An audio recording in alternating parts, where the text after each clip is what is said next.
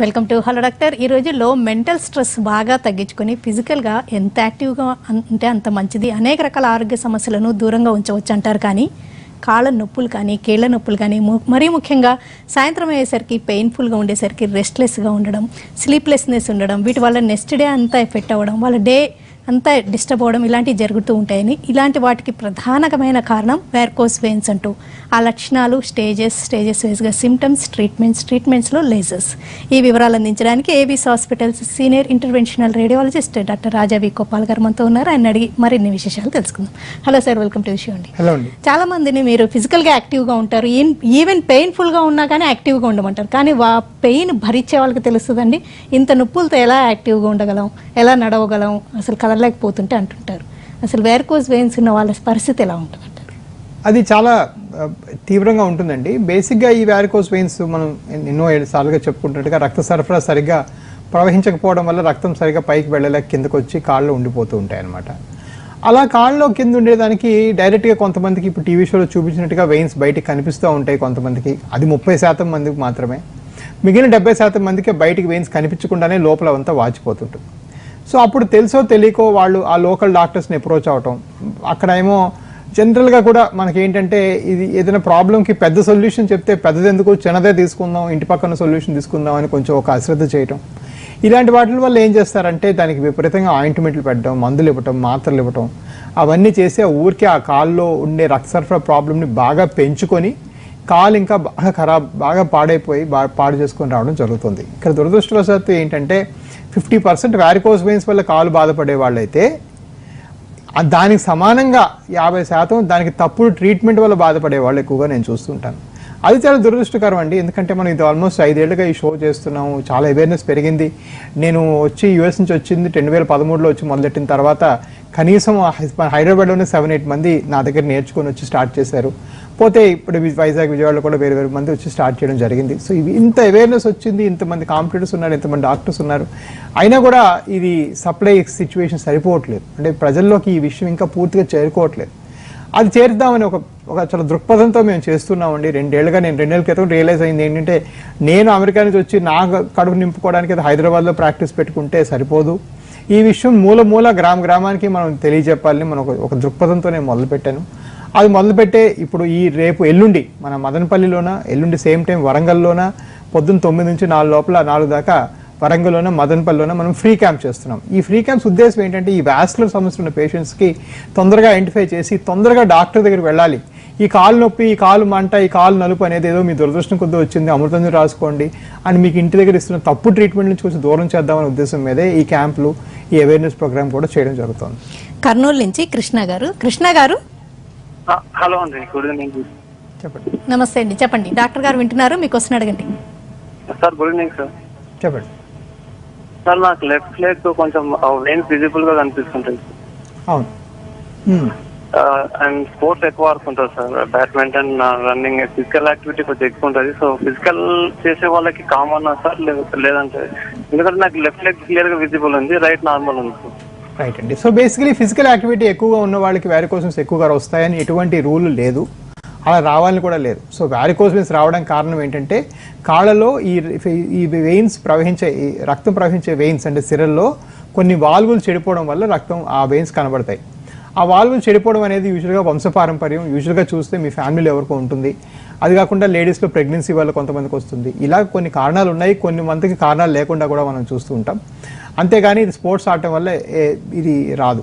పైపెచ్చు ఎంతో కొంత స్పోర్ట్స్ ఆడి కొంచెం యాక్టివ్ లైఫ్ స్టైల్ లీడ్ చేస్తే ఈ వెరికోస్ వెయిన్స్ ఉన్నా కూడా దీని సిమ్టమ్స్ మీకు తక్కువగా తెలుస్తాయి. ఎందుకంటే ఈ కాఫ్ మసిల్, పిక్క భాగం బాగా కదలటం చాలా అవసరం.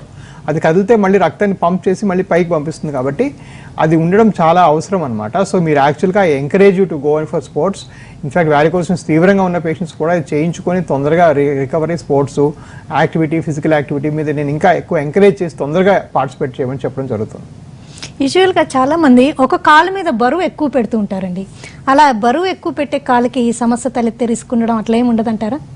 ఇది చాలా మంచి ప్రశ్న అండి. చాలా ఫ్రీక్వెంట్గా చెప్తుంటారు, నాకు ఏదో ఈ కాల్లో ఉన్న ఆర్థరైటిస్ వచ్చింది కాబట్టి, నేను కుడి కాల్లో ఆర్థరైటిస్ వచ్చింది కాబట్టి ఎడంకాలం బరువు పెట్టడం వల్ల వారికోస్ వెయిన్స్ వచ్చిందని. అదంతా కరెక్ట్ కాదండి.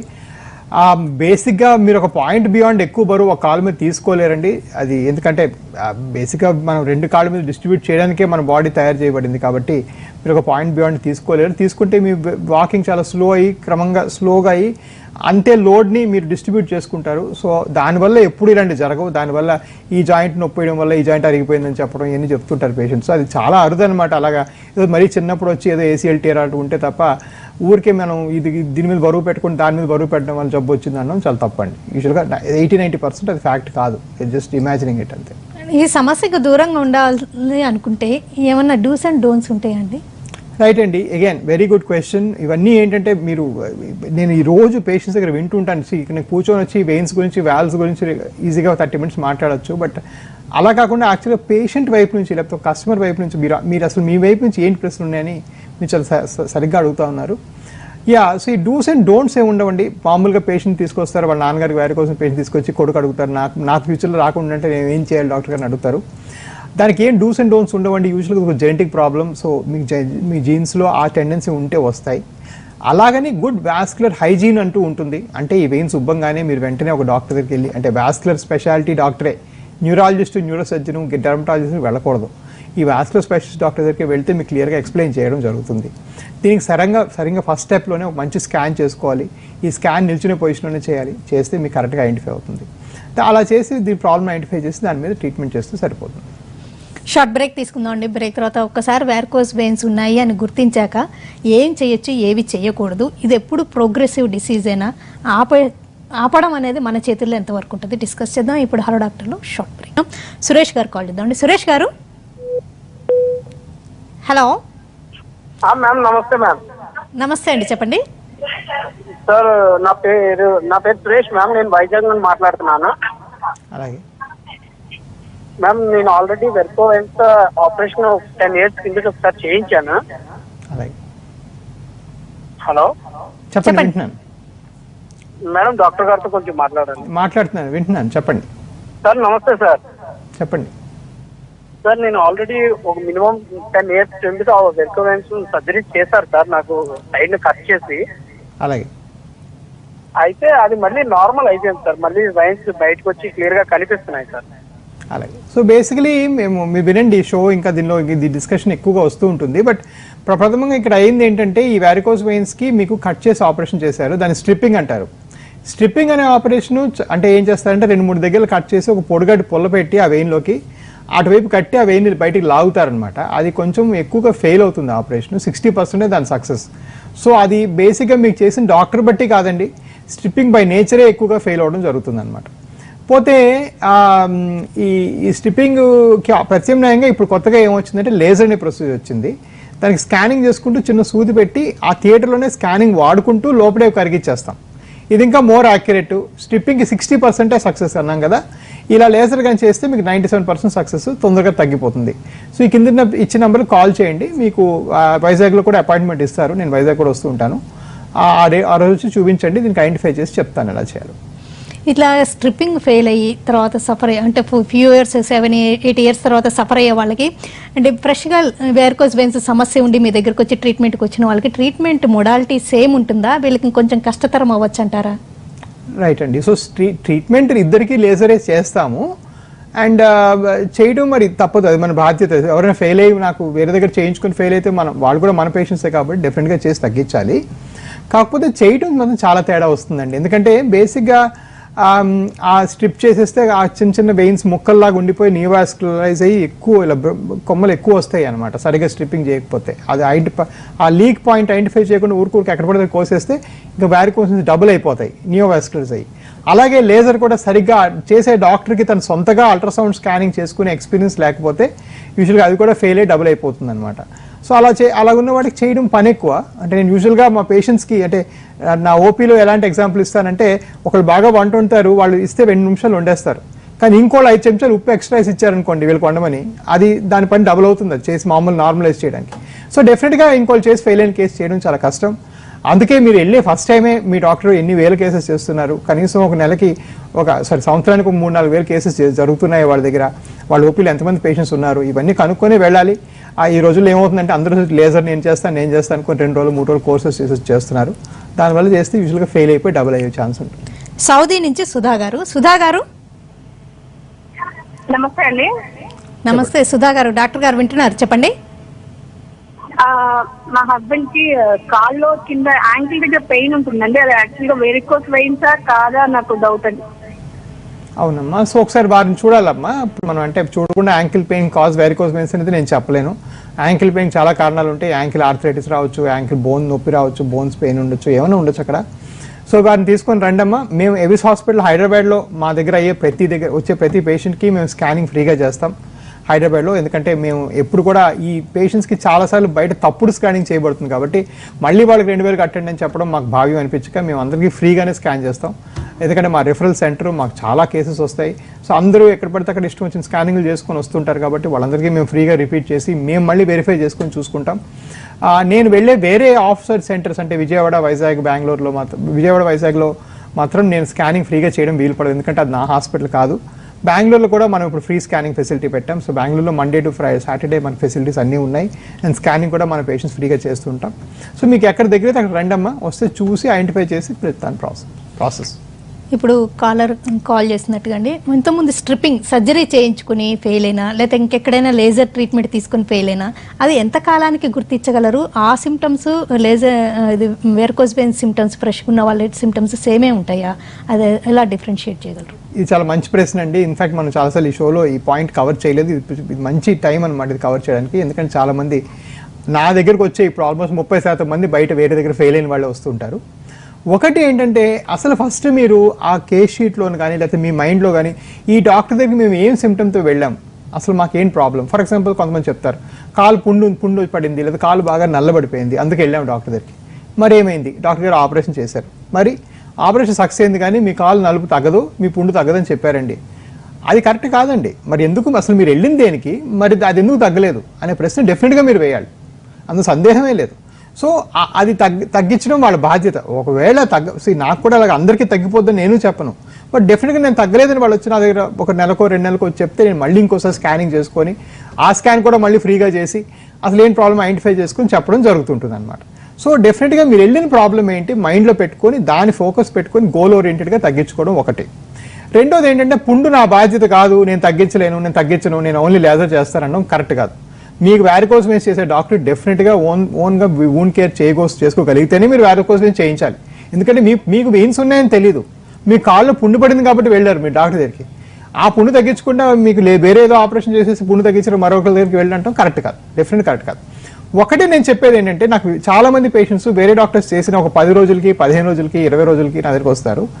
అది యూజువల్గా లాభం లేదండి. డెఫినెట్గా కొన్ని సిమ్టమ్స్ తగ్గడానికి 3 నుంచి 6 నెలలు కూడా పడతాయి మీకున్న తీవ్రత బట్టి. సో నేను మినిమం 3 months మీ డాక్టర్కి టైం ఇవ్వండి, వారికి మళ్ళీ మీరు రిక్వెస్ట్ చేసుకోండి, మీకు ఈ ప్రాబ్లం ఉంది, తగ్గింది తగ్గలేదు అని క్లియర్గా కమ్యూనికేషన్ ఛానల్ ఓపెన్గా పెట్టుకోండి. కనీసం ఒక 3 to 6 months దాటిన తర్వాత మీకు సాటిస్ఫాక్టరీ రిప్లై రాకపోతే అప్పుడు డెఫినెట్గా నా దగ్గర అప్రోచ్ అవ్వండి. నేను దానికి నా సాయశక్తిలో చేస్తాను. వెరికోస్ వెయిన్స్ సిమ్టమ్స్ అందరిలో ఒకేలాగా ఉంటాయా? ఏజ్ అనేది ఒక క్రైటీరియా కాదంటారు కదండి. పిల్లల్లో కూడా కనిపిస్తాయి అన్నారు కదా, పిల్లల్లో, పెద్దవాళ్ళలో, స్త్రీలలో, పురుషుల్లో. అంటే బాగా హార్డ్ వర్క్ చేసే వాళ్ళలో లేకపోతే సెడెంటరీ లైఫ్ స్టైల్ లీడ్ చేసే వాళ్ళలో అందరిలో సిమ్టమ్స్ ఒకటేలాగా ఉంటాయా? అస్సలు ఉండవండి. ఇది ఒక మంచి ప్రశ్న అనమాట. ఇక్కడ ఏంటంటే చాలా మంది పేషెంట్స్ ఇంకోళ్ళతో కంపేర్ చేసుకుంటారు. కొంతమంది ఏమో నాకు మీరు లావు తగ్గాలి, వెయిన్స్ చేసిన తర్వాత మీరు కొంచెం లావు కూడా తగ్గాలంటే పలానా లావుకున్న వాళ్ళకి మీరు తగ్గించారు కదా డాక్టర్ గారు అంటే అది కరెక్ట్ కాదండి. బేసిక్గా ఎప్పుడు కూడాను ఏ 2 persons కూడాను ఏ వ్యాధి ఒక్కలాగా ఉండదు. ఇది ఇక్కడ ఏం స్టాండర్డ్ ఆపరేటింగ్ ప్రొసీజర్స్ ఉండవు జబ్బుకి. జబ్బు అనేది అంటే ఒక ఏరియాలో ప్రిడామినెంట్గా ఉంటుంది, ఒక ఏరియాలో ప్రిడామినెంట్గా ఉండదు. ఫర్ ఎగ్జాంపుల్ విమెన్లో మనం లేడీస్లో ఎక్కువగా కాళ్ళు నొప్పులు, పీకులు, ఈ తోడలు పట్టేయటం, మోకాలు వెనక భాగం లాగేయటం, నిల్చొని పని చేసుకోలేకపోవడం చూస్తాం. మగవాళ్ళు ఎక్కువగా నొప్పులు లేకుండాను కాళ్ళు డైరెక్ట్గా నల్లగా అయిపోవడం, పుళ్ళు పడడం చూస్తాం. అలాగనే యంగర్ పేషెంట్స్లో ఏంటంటే వాళ్ళకి ఏం సిమ్టమ్ లేదు, ఎందుకంటే బలంగా ఉంటారు చిన్న వయసులో కాబట్టి. వయసు పెరుగుతున్న కొద్దీ ఈ వెరికోస్ వెయిన్స్తో పాటు ఆర్థరైటిక్ నొప్పులు, 4-5 రకాల నొప్పులు ఉంటాయి. సో అలాగా వాళ్ళు ఒక్కొక్క పేషెంట్కి ఒక్కొక్కలా ఉంటాయండి ఇవి. మీరు డెఫినెట్గా నా క్లినిక్ బయట బిజీగా ఓపీ ఉంటుంది, ఒక 60-70 మంది ఉంటారు కాబట్టి వాళ్ళు మాట్లాడుకొని ఆయనకి లేవు నాకున్నాయని అనుకుంటారు. అలా అనుకోకండి దయచేసి, దానికి ఏం వాల్యూ లేదు. మీకున్న సిమ్టమ్స్ మీకే పరిమితం. ఆ సిమ్టమ్స్ దీనివల్ల కాదని మీరు డాక్టర్తో స్పష్టీకరించుకోండి. అంతేగాని యూనో వేరే వాళ్ళ ఒపీనియన్స్ ఇందులో కరెక్ట్గా ఉండవు యూజువల్గా.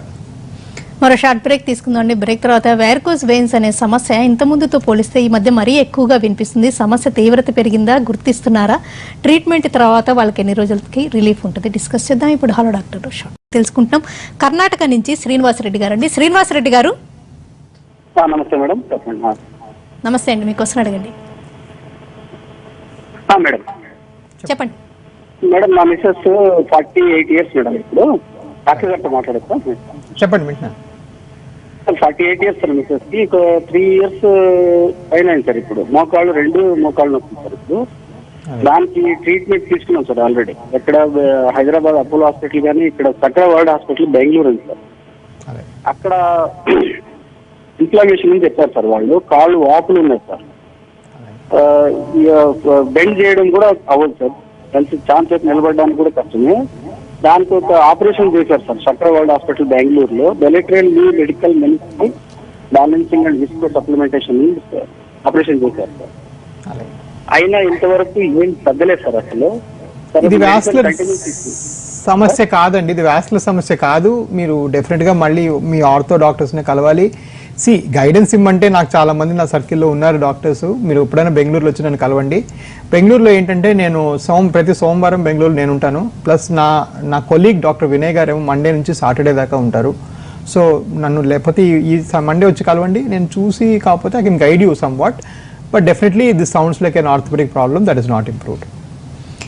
ఈ ట్రీట్మెంట్, లేజర్ ట్రీట్మెంట్ వెరికోస్ వెయిన్కి ఎవరికైనా సూట్ అవ్వకపోవడం, మీకు కుదరదు అని చెప్పి తిరిగి పంపించేయడం చేస్తుంటారా మీరు ఎప్పుడైనా?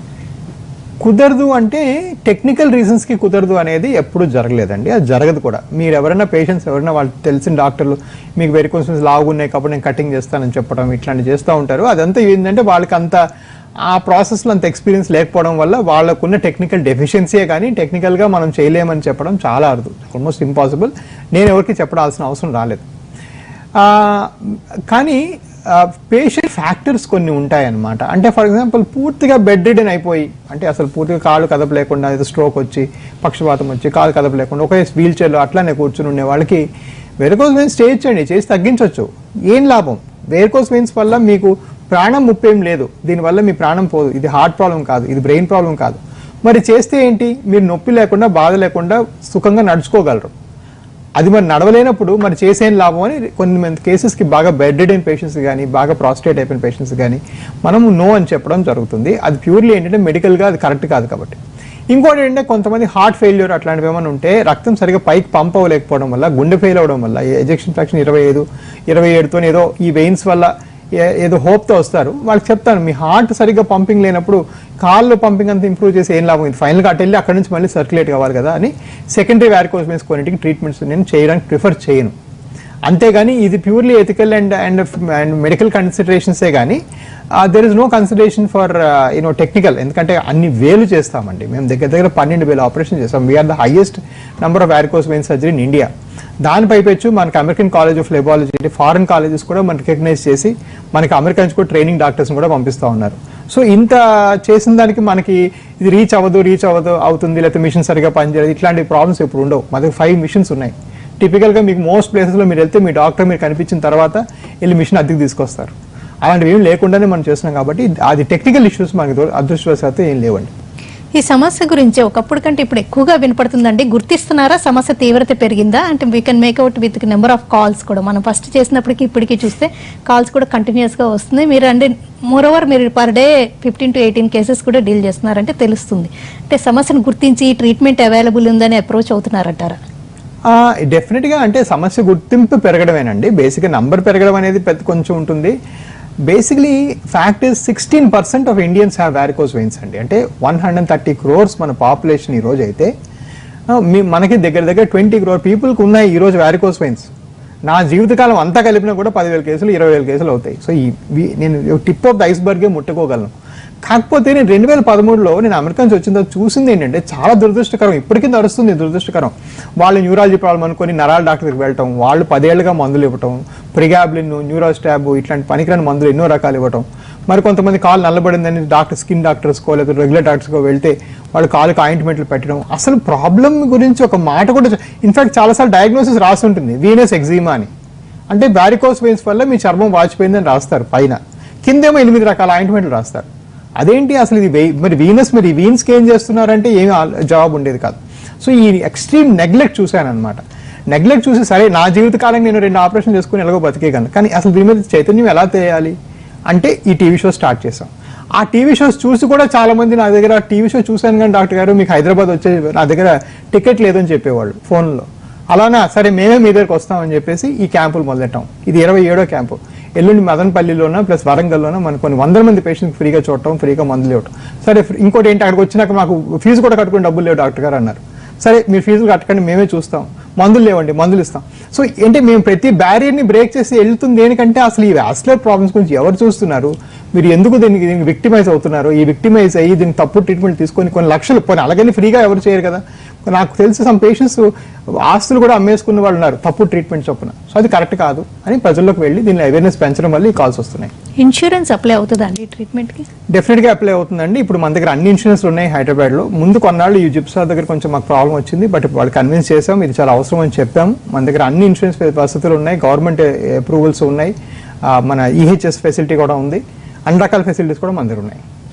ఓకేనండి డాక్టర్ రాజా వి కొప్పాల్ గారు, వెరికోస్ వెయిన్స్ సిమ్టమ్స్ ఎలా ఉంటాయి, పర్సన్ టు పర్సన్ ఎలా వేరీ అవుతాయి, ఇంతకుముందు ట్రీట్మెంట్ తీసుకుని ఫెయిల్ అయిన వాళ్ళకి ట్రీట్మెంట్ ఆప్షన్స్ ఎలా ఉంటాయి, అండ్ లేజర్ ట్రీట్మెంట్ వల్ల ఎలాంటి ఉపయోగాలు ఉంటాయి, అండ్ మీ దగ్గర ఉన్న ఫెసిలిటీస్ వివరాలు అందించినందుకు థ్యాంక్స్ అలాట్ అండి. ఇది ఇవాల్టి హలో డాక్టర్, నమస్తే.